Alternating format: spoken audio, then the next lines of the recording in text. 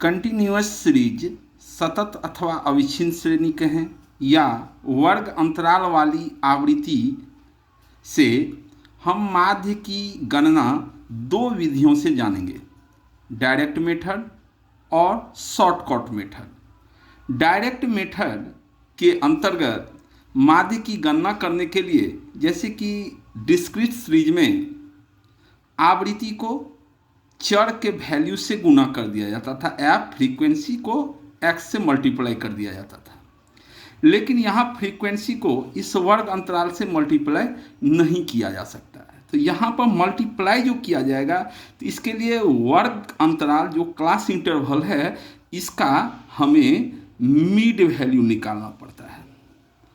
Mid value shortcut में लिखा जाता है MV। ये हो जाता है इसको मिड वैल्यू, मध्य बिंदु। मध्य बिंदु बराबर हो जाता है वर्ग अंतराल की निचली सीमा L1 प्लस ऊपरी सीमा L2, दोनों को जोड़कर उसमें 2 से भाग दे दिया जाता है। मीन्स निचली सीमा और ऊपरी सीमा के योग का आधा होता है। मीन्स इसके मिडिल की संख्या, मध्य की संख्या, जैसे 0 और 10 के बीच में कौन सी संख्या आएगी? 5 आएगी। 10 और 20 को जोड़ेंगे तो 20 10 30, इसका आधा करेंगे तो 30 का आधा 15, 30 20 50, 50 का आधा 25, 40 30 70, 70 का आधा 35, 50 40 90, 90 का आधा 45, 60 50 110, 110 का आधा 55। ठीक है, अब ये जो मिड वैल्यू निकालें इसको x कहेंगे, x से इंडिकेट करेंगे। अब इस आवृत्ति को वर्ग अंतराल से मल्टीप्लाई ना करके इस वर्ग अंतराल का जो मिडिल पॉइंट है, जो मिड वैल्यू है, उससे मल्टीप्लाई करके माध्य निकालेंगे। f इंटू एक्स, 4 को 5 से गुना करेंगे, 4 पंचे 20, 15 को 150 से गुना करेंगे तो 150, 15 को 25 से गुना करेंगे, 15 पचे 75, 7 15 दूनी 30, 7 37, 11 को 35 से गुना करेंगे, 11 पचे 55, 5 हासिया हुआ, 11 तिया 33, अब 5 33 5 38, 45 को 8 से गुना करेंगे, 8 पंचे 40, 8 चौक 32 और 4 36, 55 को 2 से गुना करेंगे, 55 दूनी 110। अब इसको जोड़ देंगे, सिग्मा FX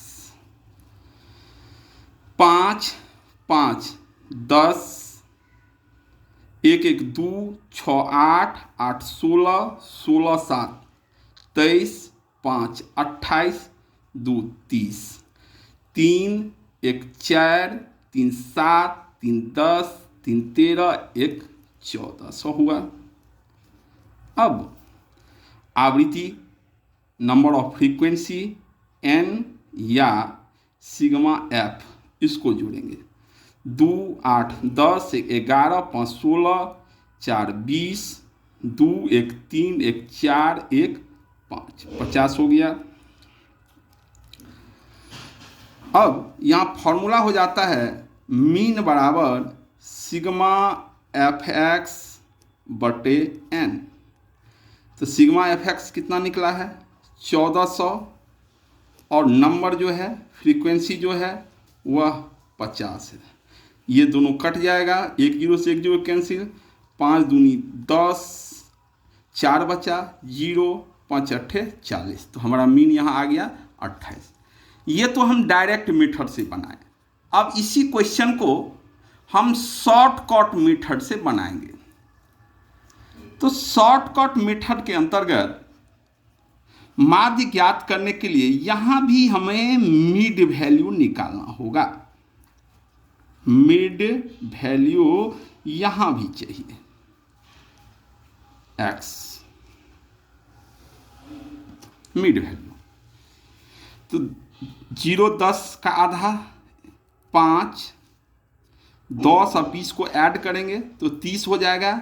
इसका आधा 15, 30 20 50 का आधा 25, 70 का आधा 35, 50 40 90 का आधा 45, 50 और 60 का आधा 110 का आधा 55।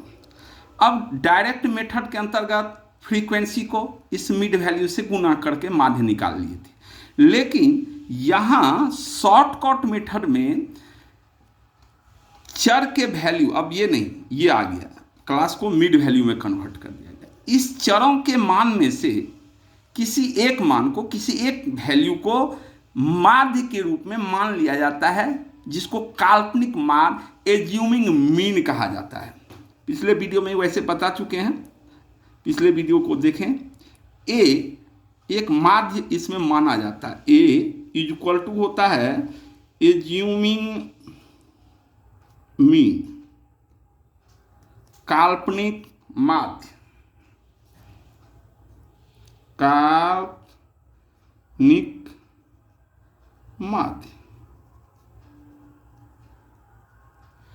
इसमें से किसी एक संख्या को माध्य के रूप में मान लेना है।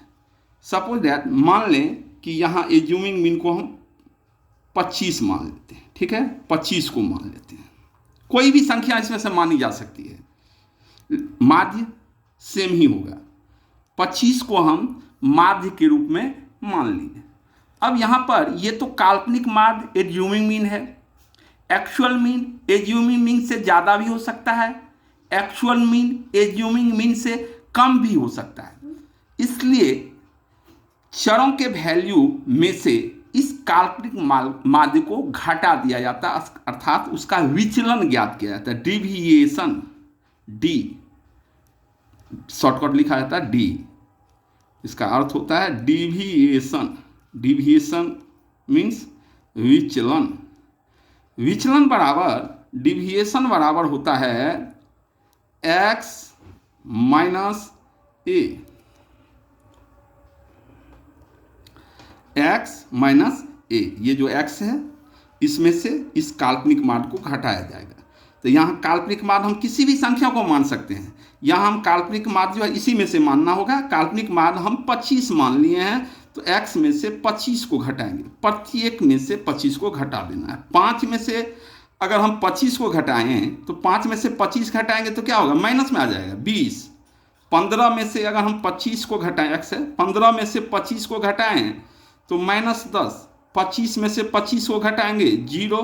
35 में से 25 घटाएंगे 10। 45 में से प्लस में आ गया, 35 है, ज़्यादा है ना। 45 में से 25 को घटाएंगे, 45 में से 25 अगर घटा दें तो 20। और 55 में से अगर 25 को घटा दें तो 30 आ गया। अब क्या करना है, ये जो डिविएशन निकला है, इस डिविएशन को मल्टीप्लाई करेंगे फ्रीक्वेंसी से। फ्रीक्वेंसी से इसको लिखेंगे f इंटू डी एक्स। इस डिविएशन जो निकला है, x का चर का डिविएशन है, डिविएशन को, आवृत्ति को, फ्रीक्वेंसी को डिविएशन से, फ्रीक्वेंसी को डिविएशन से मल्टीप्लाई करेंगे। इससे 4 को 20 से मल्टीप्लाई करेंगे तो -20 है, तो 20 चौक 80, माइनस है तो माइनस में 80 हो जाएगा। 10 को -10 से मल्टीप्लाई करेंगे तो -100 हो जाएगा। 15 को 0 से मल्टीप्लाई करेंगे तो 0 हो जाएगा। 11 को 10 से मल्टीप्लाई करेंगे 110 हो जाएगा। 20 को 8 से मल्टीप्लाई करेंगे 160 हो जाएगा। 30 को 2 से मल्टीप्लाई करेंगे तो 60 हो जाएगा। अब इस सब को ऐड कर लें, जोड़ लें। किसको, FDX को योग करेंगे तो योग को क्या लिखा जाता है, सिग्मा। सिग्मा मीन्स योग। सिग्मा किसका योग कर रहे हैं, FDX। सिग्मा FDX बराबर, यहाँ माइनस भी है और प्लस भी है। किसी को जोड़ सकते हैं, माइनस को भी पहले जोड़ सकते हैं, प्लस को भी पहले जोड़ सकते हैं। तो इसमें ज़्यादा प्लस है, प्लस को ही ऐड कर लें। 0 6 6 12 1 13, 6 6 12 1 13, 1 1 2 1 330। अब माइनस में देखें,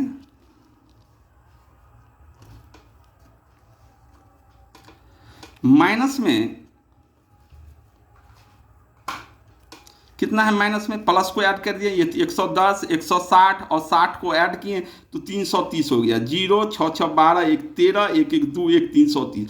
माइनस में 180 है, इसको घटा दें। 0 13 में से 8 गया 5 13, 2 में से 1 गया 1, 150 आ गया। अब यहां पर फॉर्मूला अप्लाई होता है